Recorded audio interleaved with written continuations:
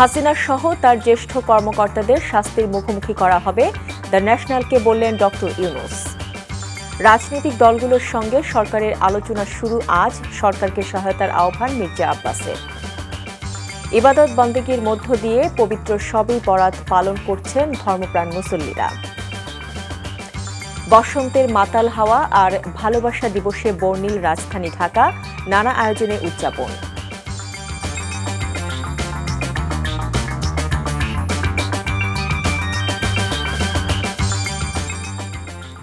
আসসালামু আলাইকুম, মোহসেনা শাওন আপনাদের সবাইকে আমন্ত্রণ জানাচ্ছি এনটিভির মধ্যরাতের খবরে। ক্রাউন সিমেন্ট শিরোনাম দেখছিলেন, এবার পুরো খবর। আগামী ডিসেম্বরের মধ্যে হবে বাংলাদেশের জাতীয় নির্বাচন। সংস্কারের প্রয়োজনে বাড়তি ৩ মাস সময় লাগতে পারে। সংযুক্ত আরব আমিরাত ভিত্তিক সংবাদ মাধ্যম দ্য ন্যাশনালকে দেয়া সাক্ষাৎকারে এমনটি জানিয়েছেন প্রধান উপদেষ্টা ডক্টর মোহাম্মদ ইউনূস। বলেন, শেখ হাসিনা ও তার দোসরদের ফিরিয়ে এনে বিচারের মুখোমুখি করা হবে। ফারুক হোসেনের রিপোর্ট। বাংলাদেশের জাতীয় নির্বাচনের তারিখ নিয়ে যখন রাজনৈতিক মহলে তর্ক বিতর্ক চলছে, তখন দুবাই সফররত অন্তর্বর্তী সরকারের প্রধান উপদেষ্টা আবারও জানালেন কবে হবে নির্বাচন। প্রধান উপদেষ্টা জানান, আগামী ডিসেম্বরের নির্বাচন হবে ১৬ বছরের মধ্যে একটি যথাযথ, বিশ্বাসযোগ্য, দৃশ্যমান ও স্বচ্ছ নির্বাচন। জনগণ এটা উদযাপন করবে ও তাদের দায়িত্ব শেষ হবে। সংবাদ মাধ্যম দ্য ন্যাশনালকে দেয়া সাক্ষাৎকারে নির্বাচন ছাড়াও শেখ হাসিনা, দেশ সংস্কার সহ আরও বিভিন্ন প্রসঙ্গে কথা বলেন তিনি। ক্ষমতাচ্যুত প্রধানমন্ত্রী শেখ হাসিনা সহ তার জ্যেষ্ঠ কর্মকর্তাদের শাস্তির মুখোমুখি করা হবে বলেও জানান ডক্টর ইউনূস।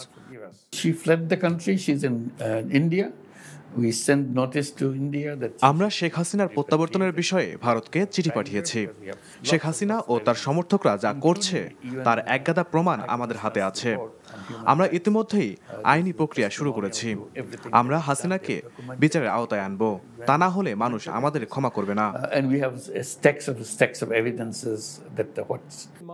বাংলাদেশের সংস্কার কার্যক্রম নিয়েও কথা বলেন ডক্টর ইউনূস।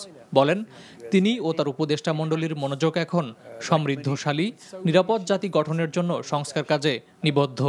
দেশ সংস্কারের জন্য গঠিত ১৫টি কমিশনের সুপারিশ নিয়ে জাতীয় ঐকমত্য কমিশন গঠনের কথাও তুলে ধরেন তিনি। আমরা সংস্কার কমিশনের সুপারিশগুলো গ্রহণ করি এবং সব রাজনৈতিক দল ও সুশীল সমাজের কাছে জিজ্ঞেস করি, আপনি এখন কোনটি বাস্তবায়ন করতে চান, কোনটি ভবিষ্যতে বাস্তবায়ন করতে চান, আর কোনটি একেবারেই বাস্তবায়ন করতে চান না। Faruk Hossain, NTV international desk. রাষ্ট্র সংস্কার নিয়ে আজ থেকে রাজনৈতিক দলগুলোর সঙ্গে আলোচনা শুরু হবে বলে জানিয়েছেন শিল্প ও গণপূর্ত উপদেষ্টা আদিলুর রহমান খান। শুক্রবার সকালে স্বৈরাচার প্রতিরোধ দিবস উপলক্ষে রাজধানীর হাইকোর্ট গেটের সামনে শিক্ষা চত্বরে স্বৈরাচার পতন আন্দোলনের শহীদদের প্রতি শ্রদ্ধা জানানো শেষে তিনি একথা জানান। অন্তর্বর্তীকালীন সরকার দেশের মানুষের অধিকার ফিরিয়ে দিতে চায় জানিয়ে তিনি বলেন, নতুন ব্যবস্থায় বাংলাদেশের ফ্যাসিবাদ আর মাথাচাড়া দিয়ে উঠতে পারবে না। এ সময় ৮২-৯০ ছাত্র আন্দোলনের নেতাকর্মীরা সহ বিভিন্ন সংগঠনের শহীদদের প্রতি শ্রদ্ধা জানান। বলেন, ৯০ এবং ২৪-এর স্বৈরাচার পতনের আন্দোলন একই সূত্রে গাঁথা, তাই সব ষড়যন্ত্র মোকাবেলা করে রাজনৈতিক দলগুলোকে ঐক্যবদ্ধ থাকার বিকল্প নেই।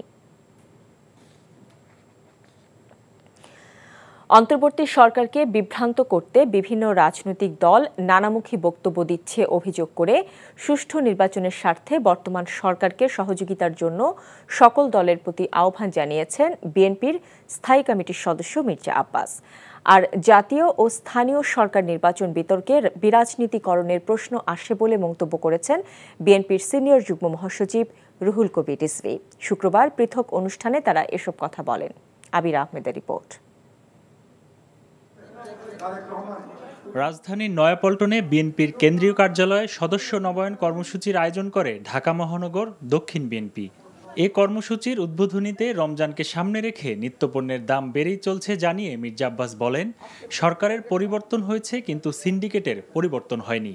বলেন, শুধুমাত্র একটি বিশেষ রাজনৈতিক দলের সাথে সখ্যতার কারণে এসব ডেভিলদের ধরছে না অন্তর্বর্তীকালীন সরকার। এই সরকারকে বিভ্রান্ত করার জন্য বিভিন্ন রাজনৈতিক দল বিভিন্নভাবে নির্বাচন নিয়ে বিভিন্ন কথা বলছেন, এই সরকারকে অস্বস্তির অবস্থা ফেলে দিচ্ছেন। আমরা এই সরকারকে বলতে চাই, আপনারা ডিসেম্বরের ঘোষণা দিয়েছেন, ডিসেম্বরে নির্বাচন দিন, আমরা সকল সময় নির্বাচনের জন্য প্রস্তুত। এদিকে নয়াপল্টনে শবে বরাত উপলক্ষে মিলাদ ও দোয়া মাহফিলে বিএনপির সিনিয়র যুগ্ম মহাসচিব রুহুল কবির রিজভী বলেন, জাতিসংঘ মানবাধিকারের যে রিপোর্ট দিয়েছে তা শেখ হাসিনার জুলুমের ক্ষুদ্র চিত্র মাত্র। রাজনীতিকরণ করতে করতেই আজকে আমাদের গণতন্ত্র ভঙ্গুর হয়ে পড়েছে, আর এটার মধ্যে দিয়ে চরমপন্থার উত্থান হতে পারে। যদি আপনারা রাজনৈতিক শক্তিকে যদি খাটো করেন, রাজনৈতিক শক্তিকে যদি অবজ্ঞা করেন, তাহলে আপনার চরমপন্থার উত্থান হয়। চরমপন্থা শুধু বাম দিক দিয়ে আসে না, ডান দিক দিয়েও আসে, এটা মাথার মধ্যে দিয়ে মাথায় রাখতে হবে। গণতন্ত্র যেন বারবার হোঁচট না খায়, সেজন্য প্রয়োজনীয় সংস্কার শেষে দ্রুত নির্বাচন দিতে আহ্বানও জানান রিজভী। আবির আহমেদ, এনটিভি নিউজ, ঢাকা।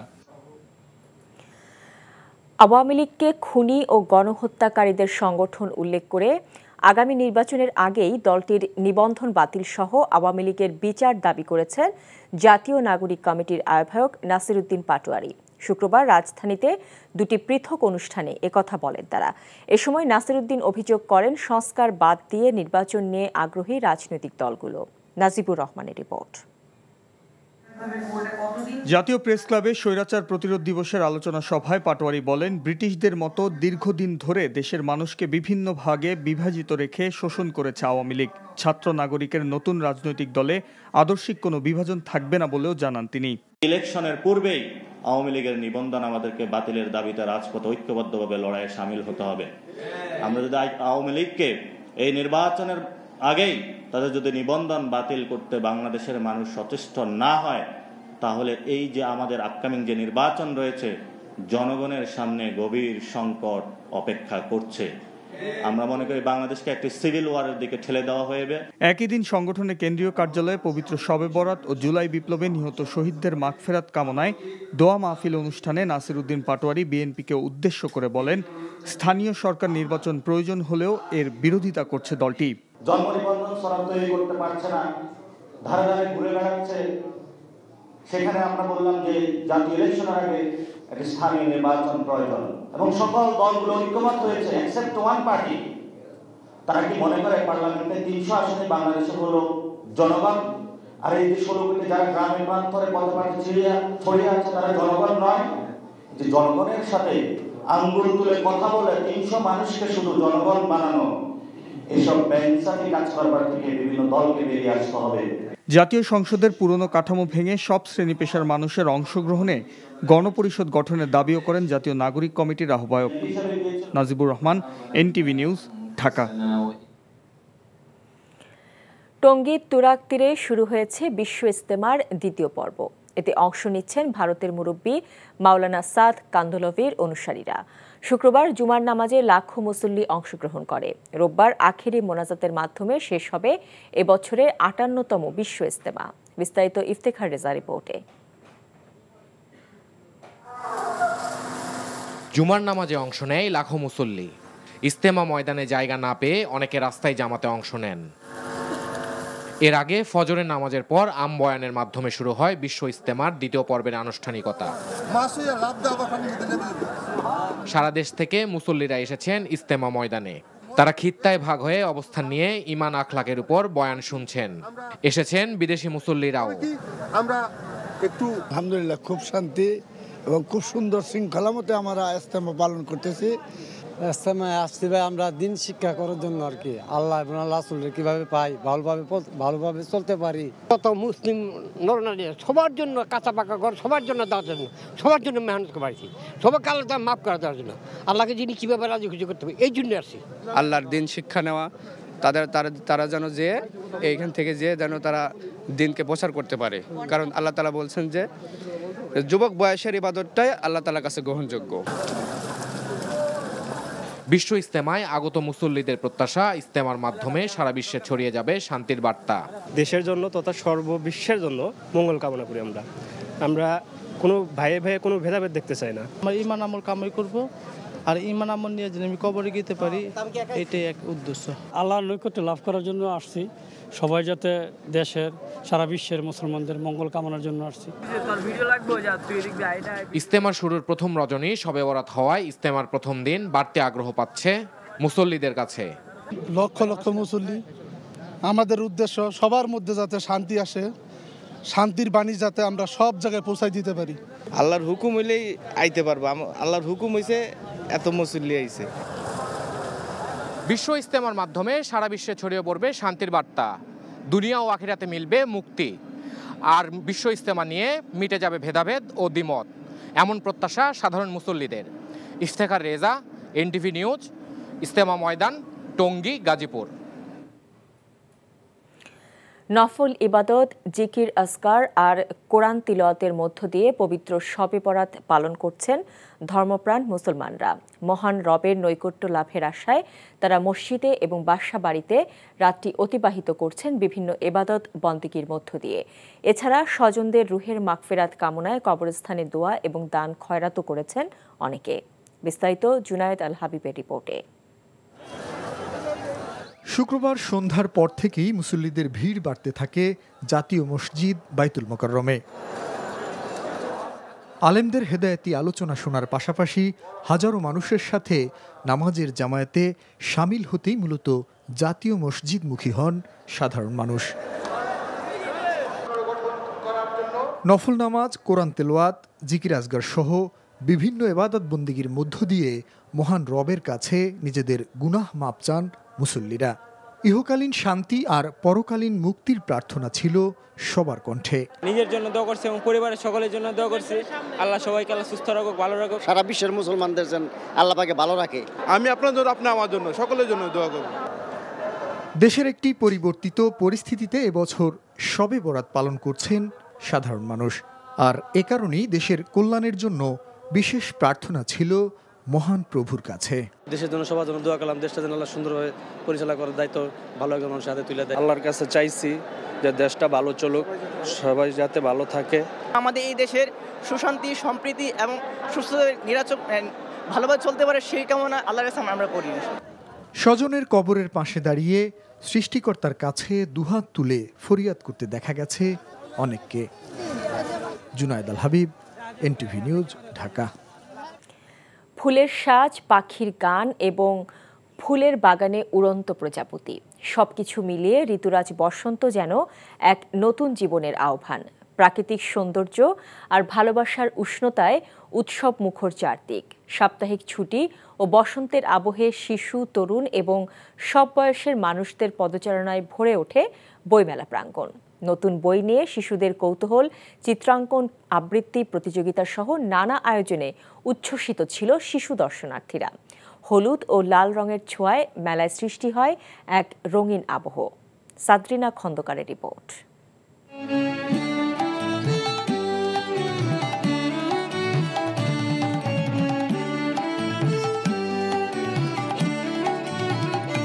বসন্ত ও ভালোবাসার রঙে রঙিন সকলে। শুধু প্রকৃতির পরিবর্তনই নয়, বসন্তের সঙ্গে শুরু হয় বাঙালির সাংস্কৃতিক মিলন মেলা। বসন্ত বন্দনা ও ভালোবাসার অনুভূতি নিয়ে দিনভর উৎসবে মুখর ছিল রাজধানীবাসী। বসন্ত উৎসব, ভালোবাসা দিবস একই সাথে পড়ে, আমরা প্রতি বছর এখানে আসি। অনেক ভালো লাগছে, এখানে সকলে অনেক মজা করছে। বসন্তের স্নিগ্ধতা ছড়িয়ে পড়ে বাঙালির প্রাণের উৎসব বইমেলাতেও।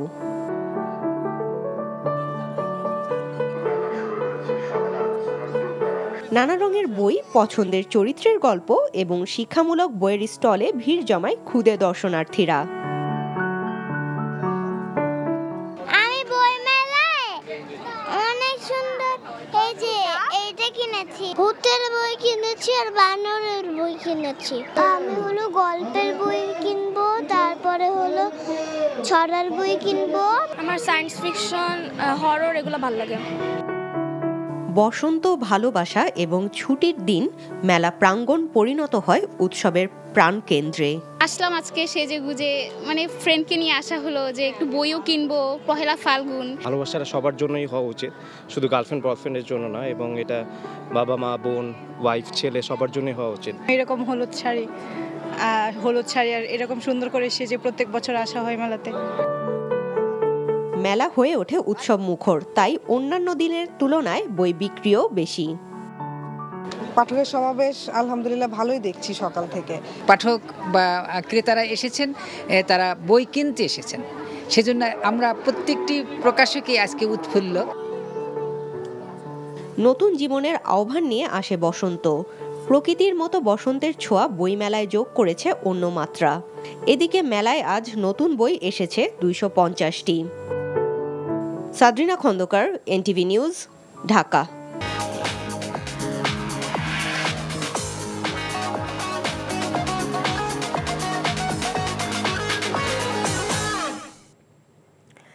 মার্কেন্টাইল ব্যাংক অর্থনীতির খবর। প্রথমবারের মতো আর্জেন্টিনা থেকে আসা গমের চালান খালাস হয়েছে মোংলা বন্দরে। শুক্রবার দুপুর থেকে জয়মনি ঘোল খাদ্য গুদাম সাইলোতে এই গম খালাস শুরু হয়। এর আগে মাল্টার পতাকাবাহী এমভি ইলিপ্টা জিআর জাহাজে করে 20,080 মেট্রিক টন গম আমদানি করা হয়। গমবাহী বিদেশি জাহাজটি বন্দরের 7 নম্বর বয়ায় নোঙর করে। আন্তর্জাতিক উন্মুক্ত দরপত্রের মাধ্যমে আর্জেন্টিনা থেকে আমদানি হওয়া এই গমের নমুনা সংগ্রহ ও ভৌত পরীক্ষা এবং কাস্টমসের যাবতীয় আনুষ্ঠানিকতা শেষে দুপুরে খালাস শুরু হয়। এরপর এখান থেকে নৌপথে সারা দেশে পাঠানো হবে। সৌদি আরবের রিয়াদে অভিবাসী ট্রাভেলস ব্যবসায়ী পরিচালকদের নিয়ে বাৎসরিক মিলন মেলা এবং উদ্যোক্তা পুরস্কার প্রদান করা হয়েছে। এনটিভি সৌদি আরব প্রতিনিধি ফারুক আহমেদ চান জানান, আকবর ট্রাভেলস অ্যান্ড ট্যুরিজম কোম্পানির পক্ষ থেকে জমকালো মিলন মেলার আয়োজন করা হয়। প্রবাসের মাটিতে 2 শতাধিক ট্রাভেলস ব্যবসায়ী উদ্যোক্তাদের উৎসাহ দিতে সফলতা অর্জনকারী কয়েকজনকে পুরস্কার এবং সম্মাননা প্রদান করা হয়। ব্যবসায়ের সফল উদ্যোক্তা হিসেবে প্রথম পুরস্কার গাড়ি পেয়েছেন শাহবাজ খান, দ্বিতীয় পুরস্কার মোটরসাইকেল পেয়েছেন বাংলাদেশি ব্যবসায়ী মোহাম্মদ ইলিয়াস। উদ্যোক্তাদের হাতে পুরস্কার তুলে দেন আকবর ট্রাভেলস অ্যান্ড ট্যুরিজম কোম্পানির জেনারেল ম্যানেজার সৌদি নাগরিক ওয়ালিদ আব্দুল আজিজ। কাতারস্থ শিবপুর ইউনিয়ন প্রবাসী ঐক্য ফোরামের নতুন কমিটির অভিষেক হয়েছে। এনটিভি কাতার প্রতিনিধি আমিনুল হক কাজল জানান, রাজধানী দোহার নাজমায় নতুন কমিটির এই অভিষেক অনুষ্ঠান হয়। মোহাম্মদ লিমন ভুইয়াকে প্রধান উপদেষ্টা, মোহাম্মদ খায়রুল ইসলাম রবিনকে সভাপতি, ফাইজুল ইসলামকে সাধারণ সম্পাদক ও মোহাম্মদ রুমান মিয়াকে সাংগঠনিক সম্পাদক নির্বাচিত করে 31 সদস্যের কার্যনির্বাহী কমিটি ঘোষণা করা হয়। প্রধান অতিথি হিসেবে উপস্থিত থেকে নতুন কমিটিকে অভিনন্দন জানান কাতারস্থ বাংলাদেশের রাষ্ট্রদূত মোহাম্মদ নজরুল ইসলাম। বিশেষ অতিথি ছিলেন ব্যবসায়ী মোহাম্মদ আক্তার হোসেন। কুয়েতে ক্রীড়া প্রতিযোগিতা, সাংস্কৃতিক সন্ধ্যা এবং পিঠা উৎসবের আয়োজন করেছে বাংলাদেশ কমিউনিটি। এনটিভি কুয়েত প্রতিনিধি আলামিন সরকার জানান, কাবাদ এলাকায় একটি রিসোর্টে এসব অনুষ্ঠানের আয়োজন করেন বাংলাদেশ কমিউনিটির সভাপতি মুরাদুল হক চৌধুরী এবং সাধারণ সম্পাদক কামরুজ্জামান টিটু। প্রধান অতিথি ছিলেন বাংলাদেশের দূতাবাসের পাসপোর্ট উইংয়ের প্রধান ইকবাল আক্তার। সঞ্চালনা করেন সাধারণ সম্পাদক কামরুজ্জামান টিটু। বাংলাদেশের ঐতিহ্যবাহী হাডুডু সহ দেশীয় খেলাধুলা এবং পিঠা উৎসব উপভোগ করেন প্রবাসীরা। পরে স্থানীয় শিল্পীদের সাংস্কৃতিক পরিবেশনায় মুগ্ধ হন বাংলাদেশিরা। হাসিনা সহ তার জ্যেষ্ঠ কর্মকর্তাদের শাস্তির মুখোমুখি করা হবে, দ্য ন্যাশনালকে বললেন ডক্টর ইউনূস। রাজনৈতিক দলগুলোর সঙ্গে সরকারের আলোচনা শুরু আজ, সরকারকে সহায়তার আহ্বান মির্জা আব্বাসের।